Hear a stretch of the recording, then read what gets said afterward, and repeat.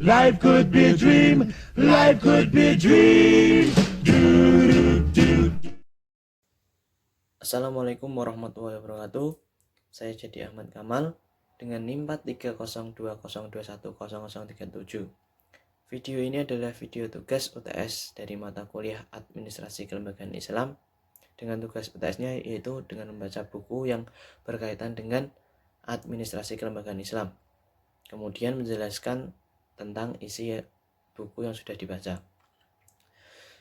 Judul buku yang saya baca ini yaitu Apa dan Bagaimana Bank Islam dengan karangan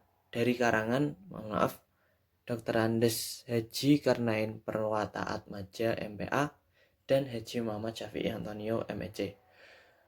Buku yang saya baca ini saya pinjam dari perpustakaan UIN Salatiga. Buku Apa dan Bagaimana Bank Islam ini menjelaskan beberapa bab, yaitu 4 bab. Bab pertama yaitu konsep dan prinsip operasional bank Islam. Kemudian bab kedua, IDB dan bank-bank Islam di dunia. Bab 3, Bank Muamalat Indonesia. Dan yang terakhir bab keempat, BPR Syariah. Bab pertama menjelaskan pengertian bank Islam. Apa yang dimaksud dengan bank Islam? Bank Islam adalah bank yang beroperasi sesuai dengan prinsip-prinsip syariah Islam. Dan bank Islam merupakan bank yang tata cara beroperasinya mengacu kepada ketentuan-ketentuan Al-Quran dan Hadis.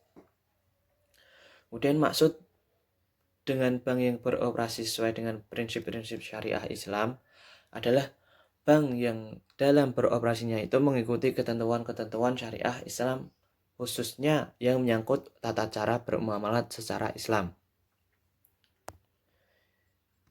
Buku ini berisikan tentang pertanyaan-pertanyaan apa yang berhubungan dengan bank Islam. Selanjutnya, dari bab pertama tadi yaitu Dewan Pengawas Syariah. Apa yang dimaksud dengan Dewan Pengawas Syariah? Yaitu adalah suatu dewan yang sengaja dibentuk untuk mengawasi jalannya bank Islam sehingga senantiasa sesuai dengan prinsip muamalah dalam Islam. Dan kemudian tugas Dewan Pengawas Syariah yaitu Dewan Pengawas Syariah adalah untuk mendiskusikan masalah-masalah dan transaksi bisnis yang dihadapkan dari bank syariah tersebut. Dewan Pengawas Syariah. Selanjutnya yaitu bab kedua, yaitu berisikan tentang IDB atau Islamic Development Bank. Di sini yaitu menjelaskan tentang latar belakang berdirinya IDB. Yang pertama ada beberapa poin, yaitu yang pertama adanya keputusan tentang berdirinya Islamic Development Bank atau IDB yang ditetapkan dalam sidang Organisasi Konferensi Islam atau OKI. Yang kedua di Karachi, Pakistan pada bulan Desember tahun 1970. Kemudian yang poin berikutnya, latar belakang selanjutnya itu ditandatangani Declaration of Intent for the Establishment of an Islam Development Bank dalam sidang yang pertama. Konferensi Menteri-Menteri Keuangan Negara-Negara Islam di Jeddah, Arab Saudi pada tanggal 18 Desember 1973. Kemudian yang ketiga, disetujuinya dengan resmi pembentukan IDB dalam sidang kedua Menteri-Menteri Keuangan Negara-Negara Islam di Jeddah pada tanggal 10 sampai 12 Agustus tahun 1974. Yang keempat, pada tanggal 23 April tahun 1975, IDB ini dinyatakan berdiri secara efektif setelah dipenuhinya semua ketentuan dalam anggaran dasar mengenai penyerahan instrumen of ratification oleh negara-negara anggota dengan jumlah modal mencapai sebesar Islamic Dinar atau ID 500 juta. Kemudian untuk yang terakhir, latar belakang berdirinya IDB yaitu pada tanggal 26 sampai 28 Juli tahun 1975 diadakan sidang pembukaan inauguring meeting dalam istilahnya tersebut di Riyadh, Arab Saudi. Selanjutnya yaitu model IDB. Model IDB ini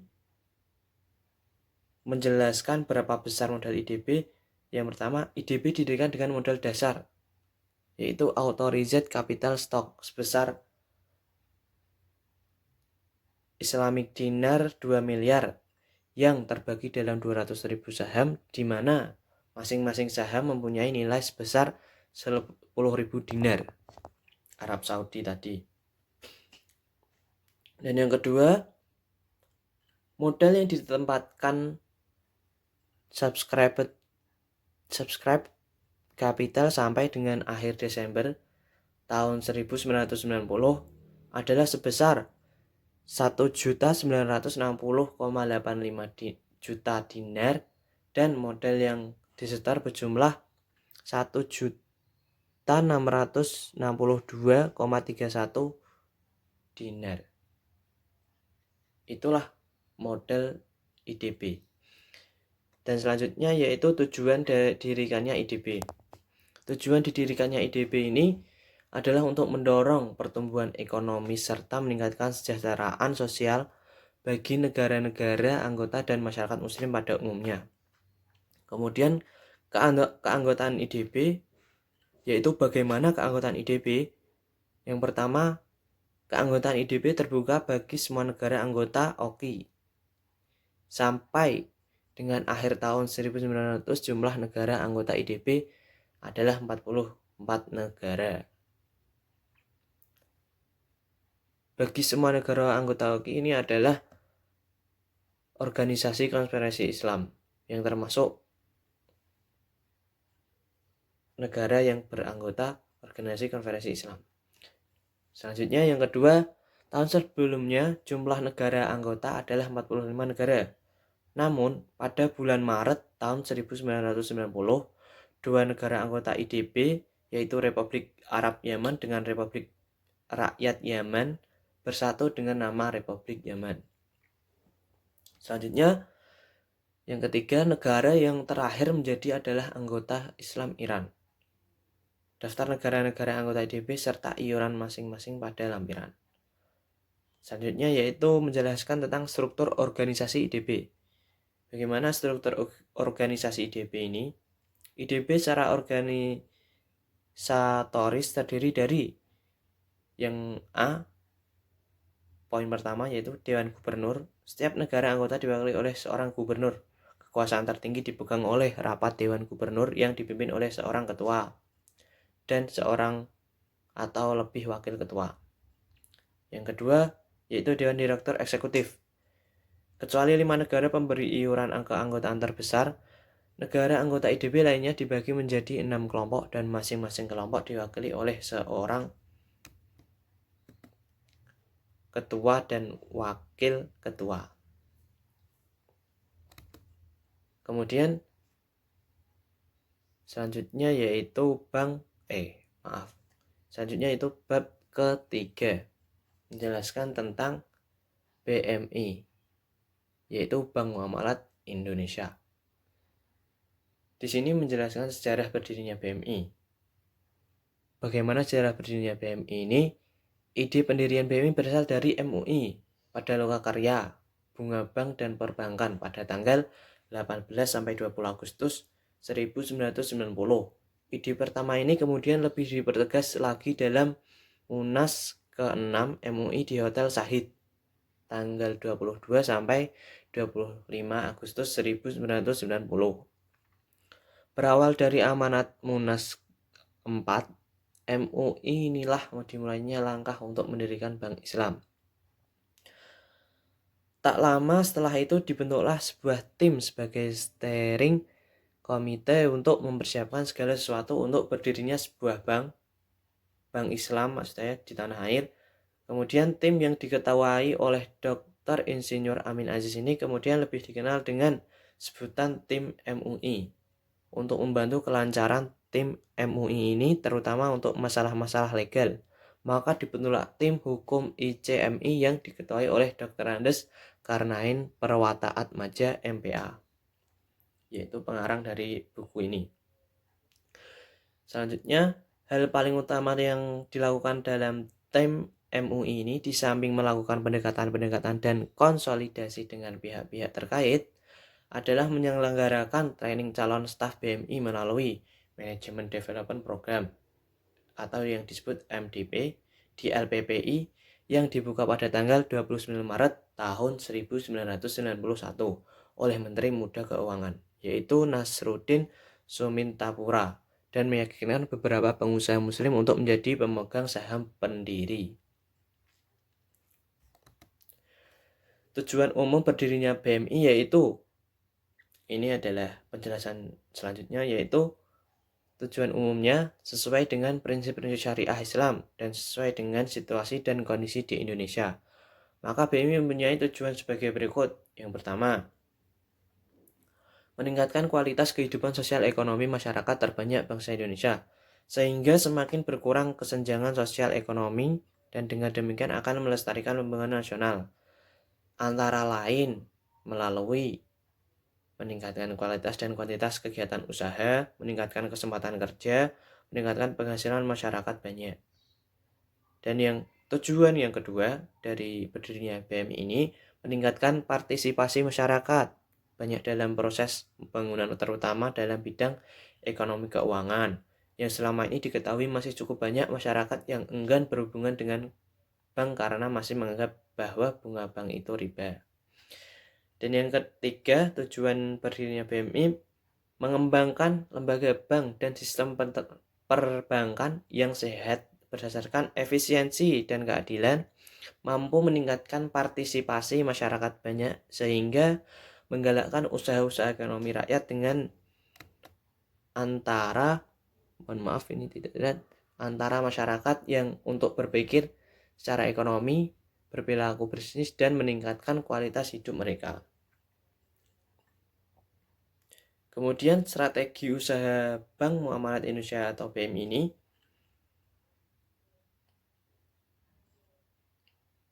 yaitu sasaran pembinaan. Strategi usaha yang pertama, sasaran pembinaan, membina dan mempercepat berkembangnya masyarakat ekonomi menengah ke bawah bangsa Indonesia untuk menjembatani kesenjangan sosial ekonomi yang terjadi karena dampak pembangunan, sehingga terbentuk dasar yang kokoh bagi pengembangan manusia Indonesia seutuhnya dalam pembangunan nasional jangka panjang 25 tahun yang kedua, periode kedua maksudnya. Kemudian sasaran-sasaran tersebut meliputi pengrajin industri kecil, nelayan, peternak, pekebun, petani, tanaman pangan, dan hortikultura, pedagang kecil, pengusaha transportasi, pengusaha lainnya. Kemudian yang kedua yaitu strategi pengembangan. Strategi pengembangan ini, yang strategi usaha Bank Muamalat Indonesia itu, yang kedua yaitu strategi pengembangan, yaitu ada beberapa poin. Yang pertama, bekerja sama dengan bank-bank perkreditan rakyat atau BPR. Kemudian yang kedua, mendorong pengembangan bank-bank perkreditan rakyat baru di daerah-daerah potensial. Bekerja sama dengan Badan Amal Zakat atau BAZIS.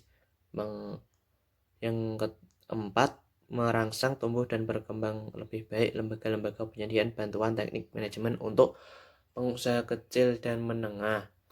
Dan yang kelima, merangsang tumbuh dan berkembang lebih baik lembaga-lembaga penyediaan teknologi, peningkatan produktivitas. Dan yang keenam, merangsang tumbuh dan berkembang lebih baik lembaga-lembaga penyediaan bantuan pembinaan keterampilan akuntansi. Dan yang selanjutnya, mengembangkan peranan kelembagaan dan melancarkan jaringan penyediaan bahan baku, pengembangan peranan kelembagaan penyediaan teknologi pasca panen, dan yang terakhir, mengembangkan peranan kelembagaan pemasaran hasil produksi. Dan ini bab terakhir yaitu BPR Syariah. BPR Syariah apa? Apa yang disebut dengan BPR Syariah? BPR Syariah adalah bank perkreditan rakyat yang biasa yang pola operasionalnya mengikuti prinsip-prinsip muamalah Islam. Selanjutnya, apakah BPR Syariah dapat mempunyai hak hidup dalam sistem perbankan nasional? Jawabannya, menurut Undang-Undang Perbankan bab 3 pasal 1, Bank menurut jenisnya terdiri dari A. Bank umum, B. Bank Pengkreditan Rakyat.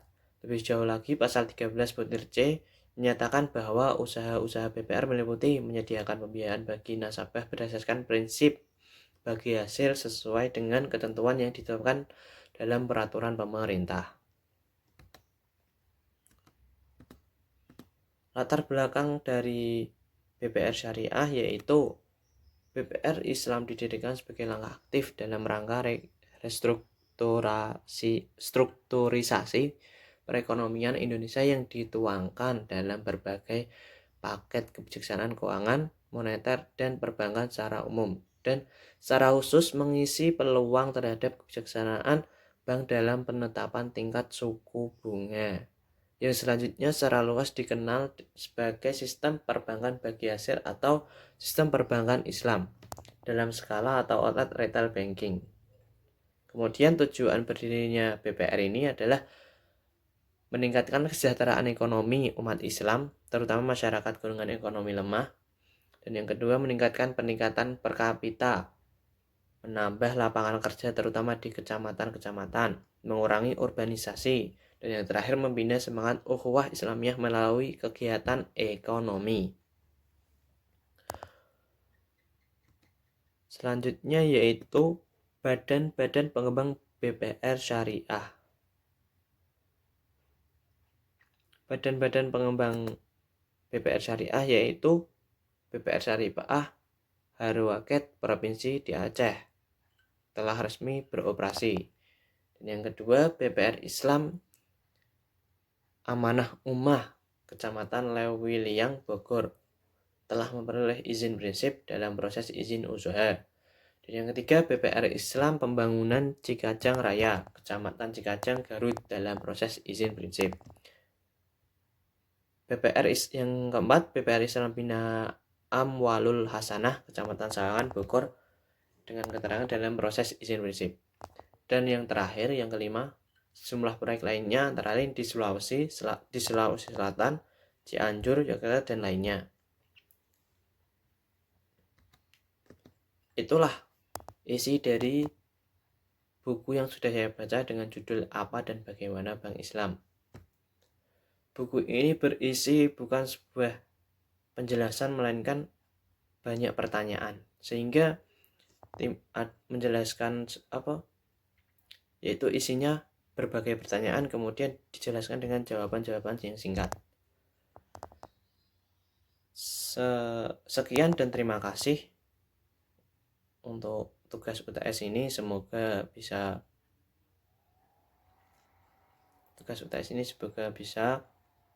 diterima dan mensyarati mata kuliah ini. Semoga mendapat nilai yang baik. Wassalamualaikum warahmatullahi wabarakatuh.